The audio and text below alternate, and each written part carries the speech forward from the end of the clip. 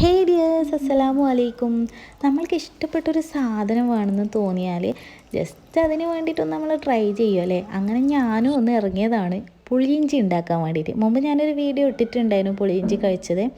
അപ്പോൾ ഇന്ന് ഞാനത് ഉണ്ടാക്കാൻ വേണ്ടി ഇറങ്ങിയതാണ്. അതിന് വേണ്ടിയിട്ട് ഇഞ്ചി എടുത്തു, ചെറിയ ഉള്ളിയും വെളുത്തുള്ളി ഇതൊക്കെ എടുത്തിട്ട് അതൊന്ന് ക്ലീൻ ആക്കി എടുത്തു ആദ്യം തന്നെ.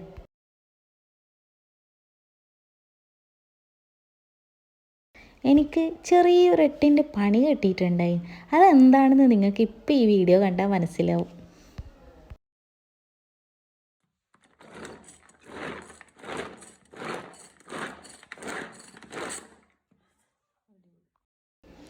ദേ നിങ്ങൾ കണ്ട ഇതാണ് അവസ്ഥ. വേഗം ഒന്ന് ഉണ്ടാക്കാൻ നോക്കുമ്പോഴേക്കും ഇതാ അതിൻ്റെ വള്ളി പൊട്ടിയിട്ട് എൻ്റെ കയ്യിലേക്ക് ഊരി വന്നു. പക്ഷേ നമ്മൾ തോറ്റ ചരിത്രമില്ലല്ലോ. അങ്ങനെ നമ്മൾ വേഗം മിക്സിയുടെ ജാറെടുത്തു, അതിലേക്കെല്ലാം കൂടി ഇടുന്നു, ഒരു കൃഷ് ആയി റെഡിയായി. പിന്നെ വേഗം പാൻ വെച്ചു, അതിലേക്ക് കടുക് ഇട്ട് കറിവേപ്പില ഇട്ട് ചെറിയുള്ളി ഒന്ന് വഴറ്റിയെടുത്തു. പിന്നെ നമ്മൾ ചതച്ച് വെച്ച സാധനങ്ങളെല്ലാം കൂടി ഒന്നിട്ട് മൂപ്പിച്ചെടുക്കുന്നുണ്ട് നല്ലോണം.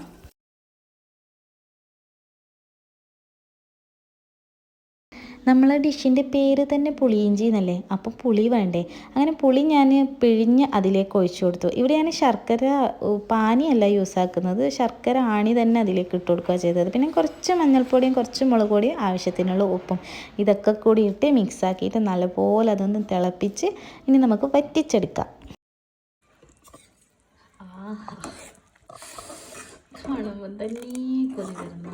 നല്ല തിളച്ച് ഇനി കുറുകി വന്നാൽ നമ്മുടെ പുളിയിഞ്ചി ഇവിടെ റെഡി ആയിട്ടുണ്ട്.